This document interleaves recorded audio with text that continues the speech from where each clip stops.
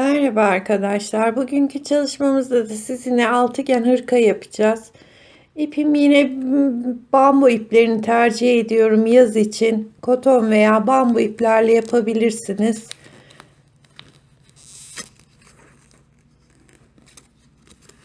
Şu etiketimi çıkardıktan sonra tığ numaramda 3,5.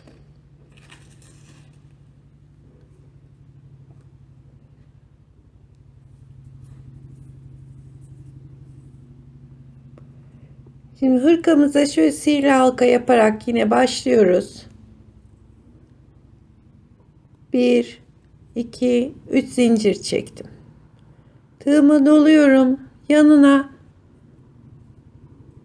ikili trabzan olarak 2 tane yaptım. Şimdi arada 1, 2 zincir. Tekrar doluyorum. Halkamızın içine tekrar ikili trabzan. 2 tane ikili trabzan. 2 zincir. 2 tane daha ikili trabzan.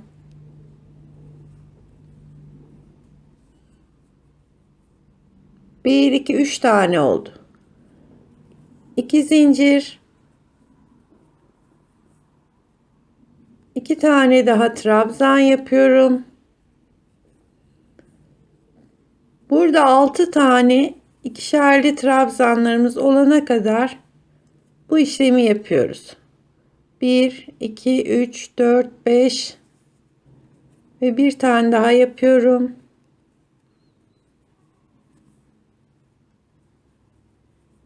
6, 2 zincir.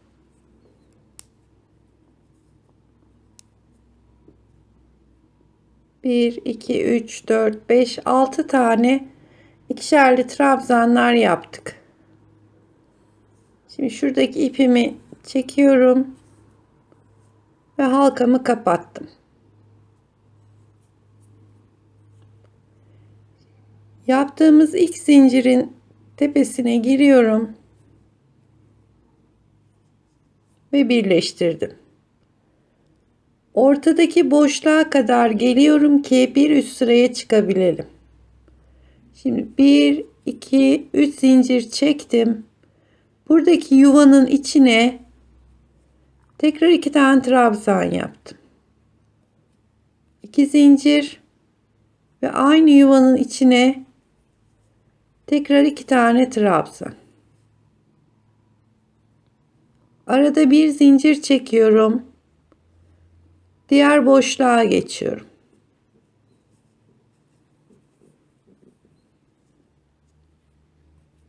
İki zincir aynı yuvanın içine tekrar 2 tane daha trabzan. Diğer yuvaya geçerken bir zincir.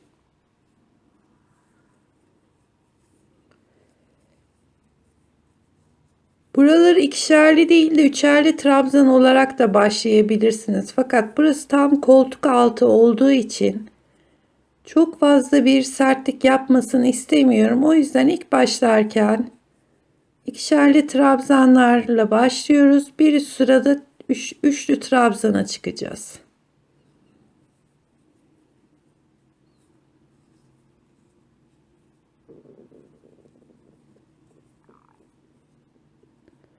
Bir zincir, diğer yuvaya geçiyorum. Önce 2 tane trabzan, arada 2 zincir, aynı yuvanın içine tekrar. Bir zincir, diğer boşluğa geçtim.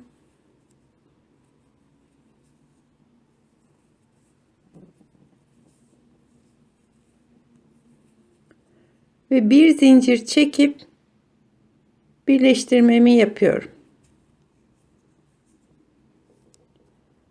Bakın 1, 2, 3, 4, 5, 6 tane şöyle kelebekli şeklinde yuvalarımız oluştu. Şimdi bu sıradan sonra Şöyle ipimi yürüterek deliğin ortasına kadar geldim. 1, 2, 3. Artık 3. sıradan sonra bütün trabzanlarımız üçlü olacak. 3 tane yaptım. 2 zincir, tekrar aynı yuvanın içine 3 tane daha.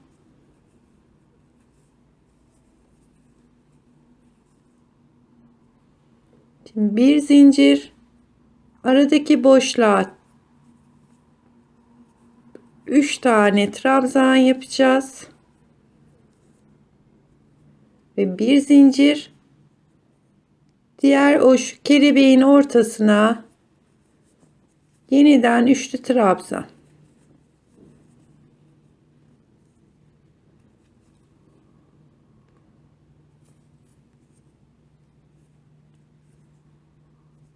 Kelebeklerin ortası 2 zincir arkadaşlar. Diğer bütün aradaki zincirlerimiz 1.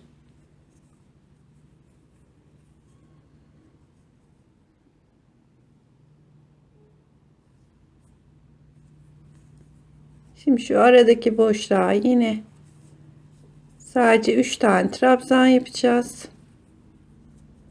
Bir zincirle şuradaki yuvanın ortasına geçip kelebek yapacağız.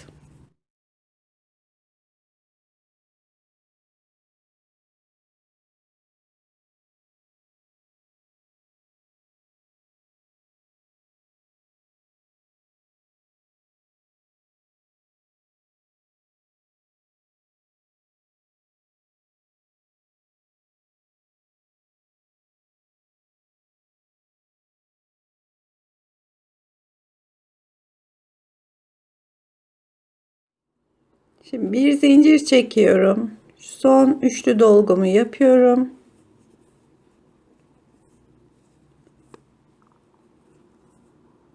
Ve bir zincir çekip şu ilk zincirin tepesine birleştiriyorum. Ortaya gelmek için iplerimi şöyle yürütüyorum arkadaşlar. 1, 2, 3 zincirle yukarı çıktım. Bakın şu ilk kelebeğimiz 2, 3, 4, 5 ve 6 tane köşemiz oluştu.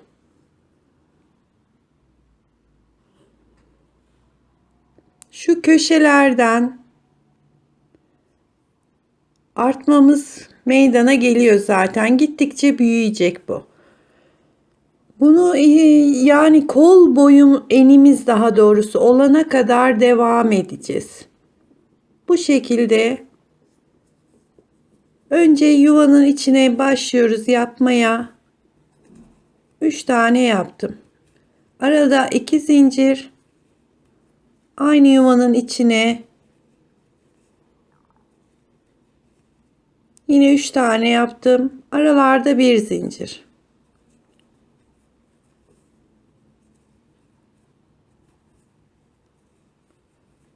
Üç tane yaptım. Bir zincir çekiyorum. Diğer boşluğa geçiyorum.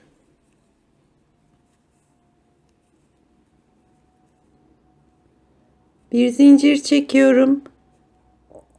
Ortadaki kelebeğin gelince buraya çift yapıyorum. Köşelerin arasındaki zincir sayılarımız 2.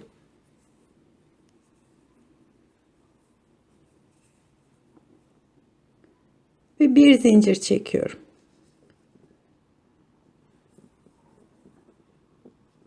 Bakın bu altıgen şeklinde, yani 1, 2, 3, 4, 5, 6 tane köşemiz oluştuktan sonra döne döne artık bunu istediğimiz ebata kadar büyütüyoruz.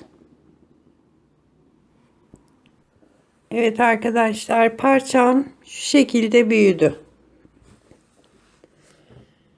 Şimdi bunun önce bir şeklini verelim.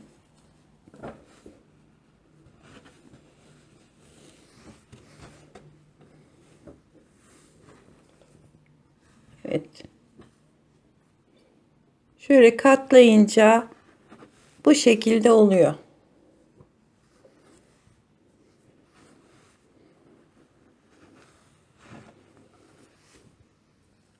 Şimdi parçamızın şu kısmı kol ağzı. Kol ağzını isterseniz kısa kolu istiyorsanız bu şekilde bırakabilirsiniz. Ben biraz böyle birkaç sıra uzatmak istiyorum. Kapri kol tarzında olsun diye. Şimdi tam köşeye geldim. Yukarı çıktım. Artık bu kısmı, sadece bu kısmı öreceğiz. 3 zincir çekmiştim. Bir tane daha çekiyorum, 4. Şimdi tığıma doluyorum. Şu aradaki boşluğa geçiyorum.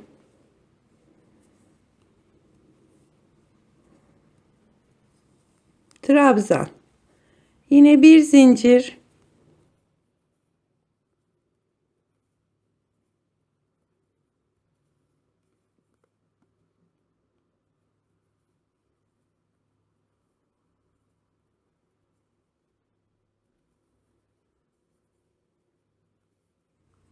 Ve boşlukları üçerli trabzan yaparak devam ediyorum.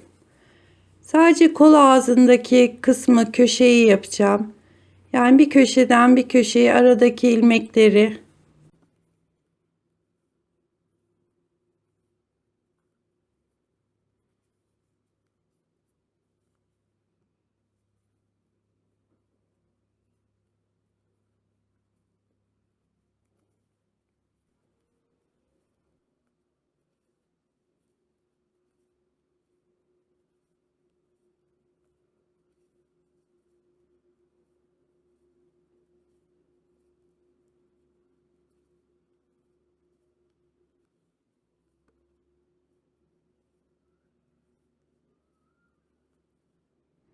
Evet, köşe noktamıza geldik. Bir zincirimizi çekiyoruz.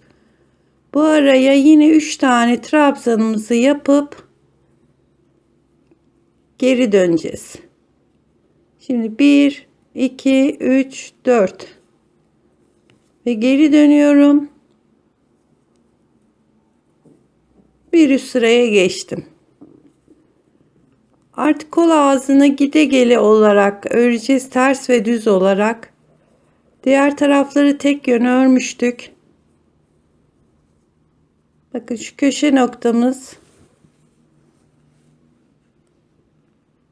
Şu köşeden diğer köşeye kadar sadece bu kısmı. Yani şöyle yapayım.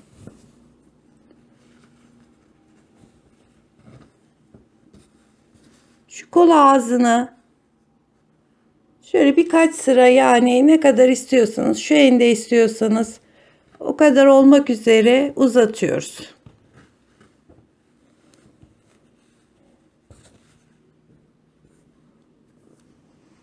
Yani şimdi ikinci sıradayım. Bir 6-7 sıra kadar örüp kol ağzını bitireceğiz. Evet arkadaşlar, şu kol boyunu şöyle, mesela şu son artırmamız şu kadar büyüttüm.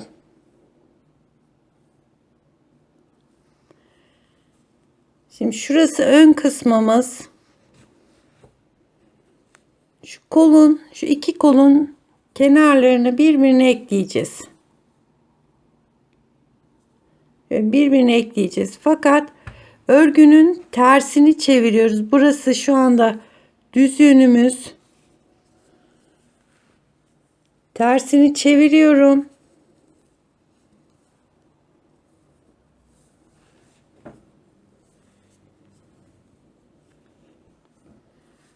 Burası da arka tarafı.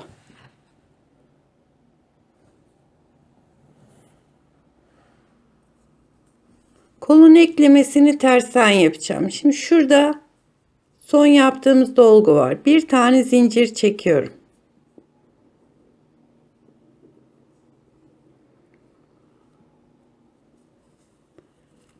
Karşılıklı geleceği için önce son deliğimize 3 tane trabzan yapıyorum.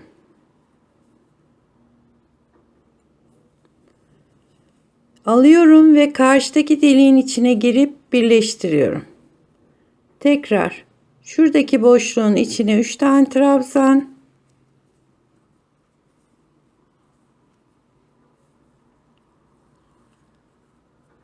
Karşıdaki boşluğa giriyorum. Birleştiriyorum ve bir zincir.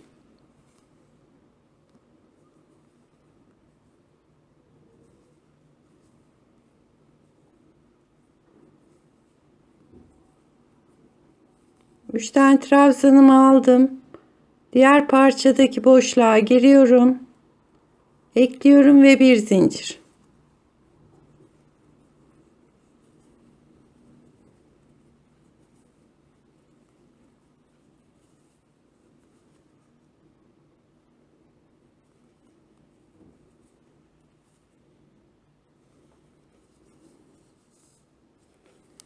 Bakın düz tarafı da böyle. Bu şekilde sonuna kadar, şu yaka kısmına kadar eklemesini yapacağız.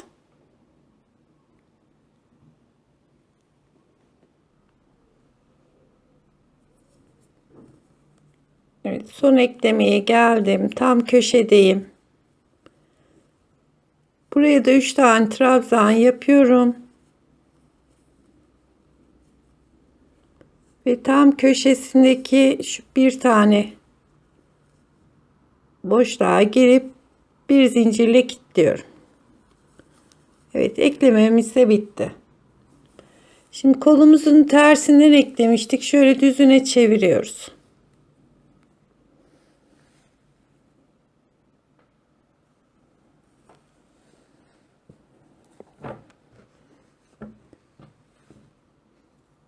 Şimdi parçamızın birini bu şekilde yaydık.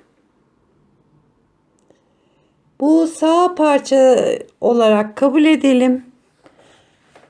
Yani ben daha önce diğer parçayı da ördüm. Şu yönlerine dikkat ederek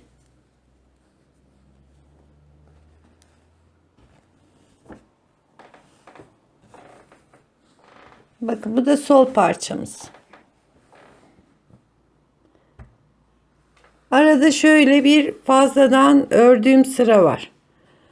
Bunu da aynı şekilde öreceğimiz için şu kadar sırt genişliğimiz, şu ense yaka oyuntusunu vermiş olacağız. Yani şu parçayı da alttakine gide gele aynı şu kadar bu kısma da öreceğiz. Yani sadece o baştan başlayacağız şuraya kadar.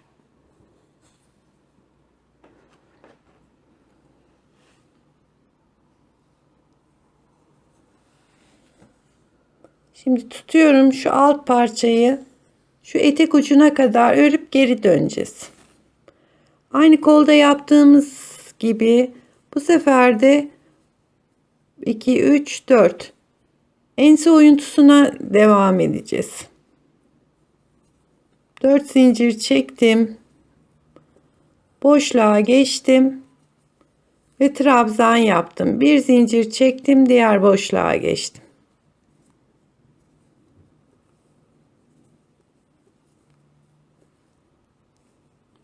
Aynı bu şekilde gidip gelip şu kısmını büyüteceğiz. Bakın şunda da göstereyim, diğer parçada. Şu son artırma yerimiz. Bu çok zayıfsanız şu kadar da yeter. Daha kiloluysanız 1-2 santim 1-2 dolgu sırası daha yapabilirsiniz. Bu şekilde arka ortasında yapalım. Eklemesine geçeceğiz. Tam ortadan eklenecek.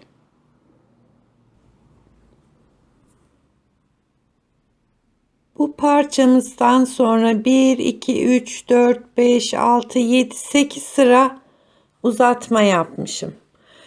Şimdi burada da son artırma yerimiz 1 2 3 4 5 6 7 tane yaptım. 8. sıraya giderken arada ekleme yapacağız. Böyle birbirine ekleyeceğiz. Şu kollarımız sağ ve sol parça olarak ayarladık.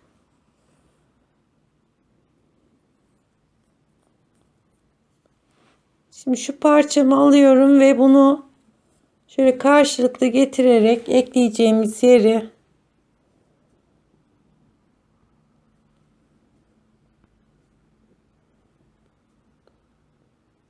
Bir zincir çektim. Şuradaki boşluğumuza 3 tane dolduruyorum.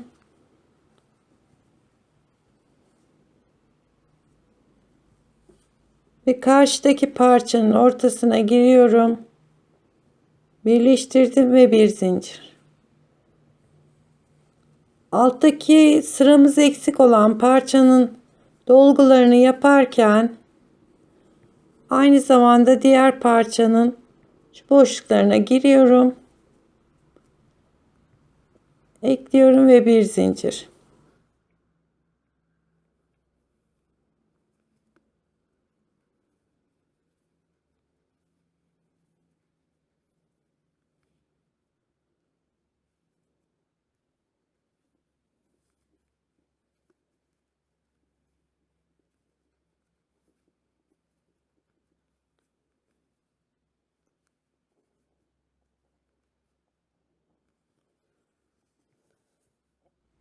Evet arkadaşlar, şurası tam arka ortamız.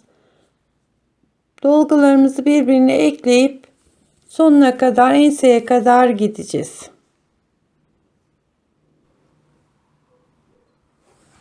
Evet, şu arka ortayı da tam birbirine ekledik.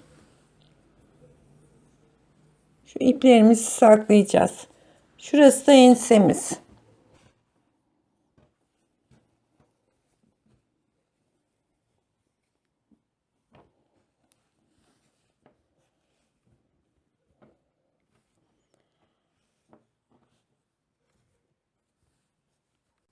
Arkadaşlar, hırkamızın ense kısmı şurası.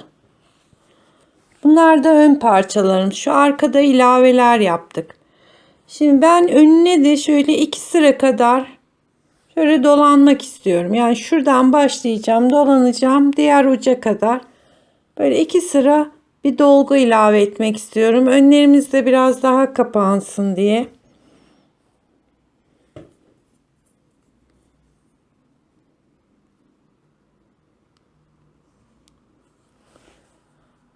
Şimdi şuradaki ön kısımdan başlıyorum. Dört tane zincir çektim. Diğer boşluğa geçiyorum. Bir zincir çekip diğer boşluğa.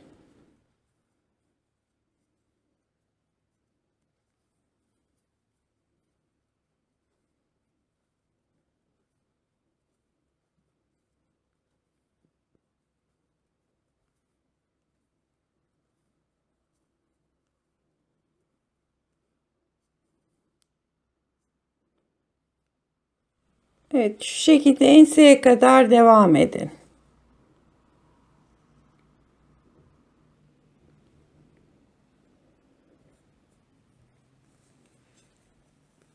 Şimdi şu kol ekleme yerimiz, ön parçamız ve burası da ensemiz. Oraya geçerken sadece ilk sıra şu boşluğa yaptım.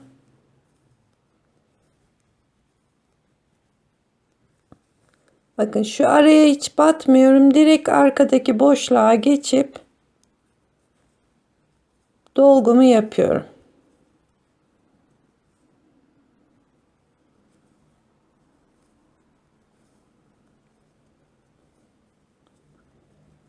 Dediğim gibi bu öndeki ilaveyi ister bir sıra yapın, ister 3 sıra yapın. Bunu giydikten sonra hafif toparlamasını istediğim için enseyi bu şekilde yaptım. Bir sıra bile yeterlidir.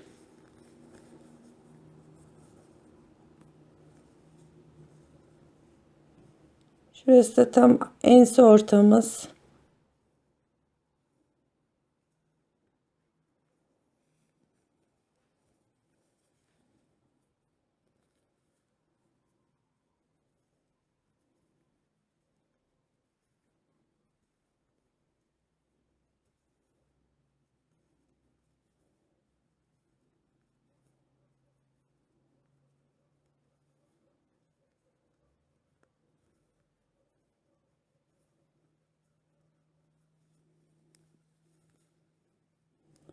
Evet, şurası yine tam kolun birleşme yeri. Şuraya yapıyorum. Şu arayı atlıyorum. Direkt karşı tarafa yapacağım.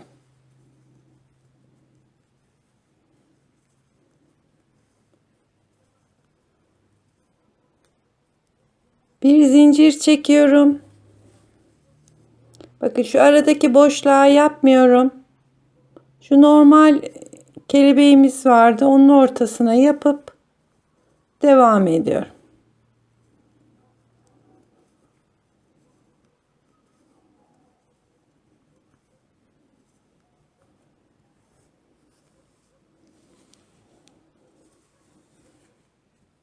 Bakın şurasını şöyle yakaya geçiş yapmış olduk.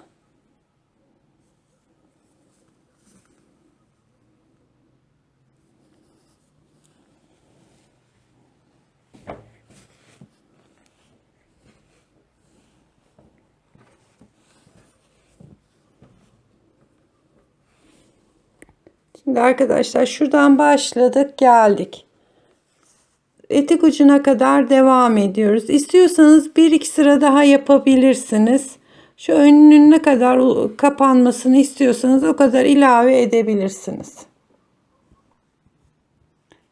Evet arkadaşlar, şu yakın etrafına bir sıra ilave dolgu tamamladım. Şunlar kollarımız. Bakın şu diğer uçtan başladım, bu uca kadar geldim.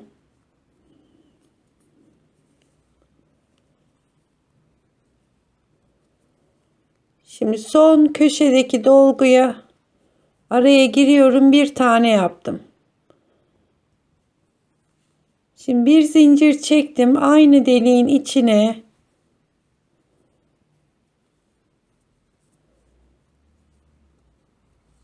üç tane dolgu doldurdum. Artık etek ucuna gidiyorum. Etek ucuna doğru döndüm. Ve bu boyunu ne kadar istiyorsanız, isterseniz bir 10 santim örüp bırakabilirsiniz. İsterseniz daha uzun istiyorsanız mesela bir 50 santim örebilirsiniz. Bundan sonra artık etek ucuna doğru devam edeceği için örgümüz istediğiniz ebatta yapabilirsiniz.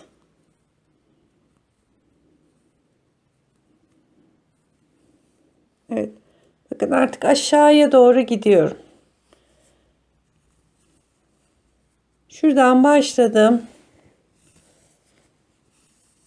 Diğer etek ön kısmına kadar gide gele boyunu istediğim kadar yapacağım.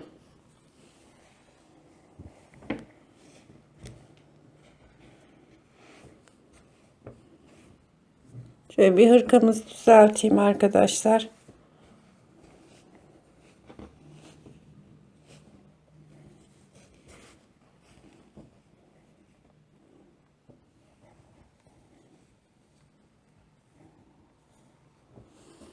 Evet, şimdi etek ucunu yapıyorum. Bütün etek ucunu aynı şekilde devam edeceğim ama istiyorsanız farklı örneklerde koyabilirsiniz. Belki uç tarafına motifler eklenebilir. Trabzan yapılabilir. Yani bu tamamen artık bundan sonrası istediğiniz örneğe bağlı. İster aynı şekilde devam edin veya farklı örneklerde kurabilirsiniz.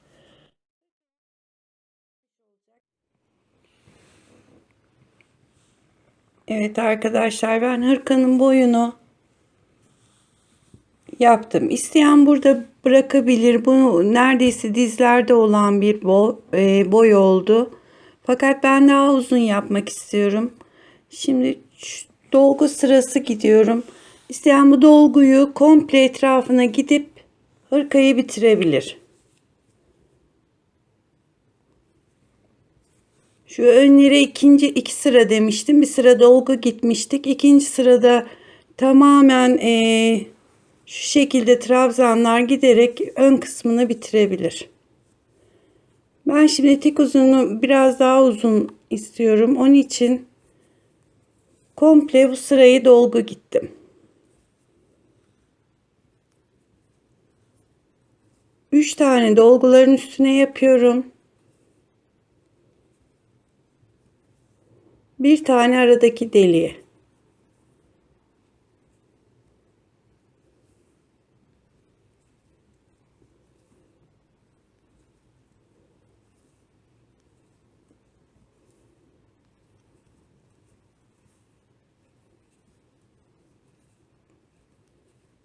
Dediğim gibi isteyen bunun bütün etrafını bu şekilde dolgu devam edip bitirebilir. Fakat ben daha uzun, bayağı uzun bir hırka istiyorum. O yüzden devam edeceğim. Şu şekilde etek ucumuz bitmiş oldu.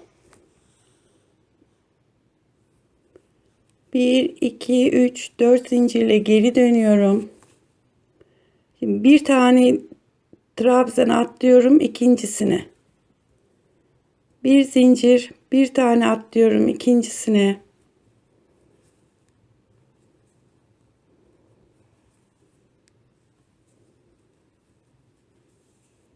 Hep bir tane atlayıp ikincisine batarak böyle arada biraz delik yapıp tekrar örneğe devam edeceğim.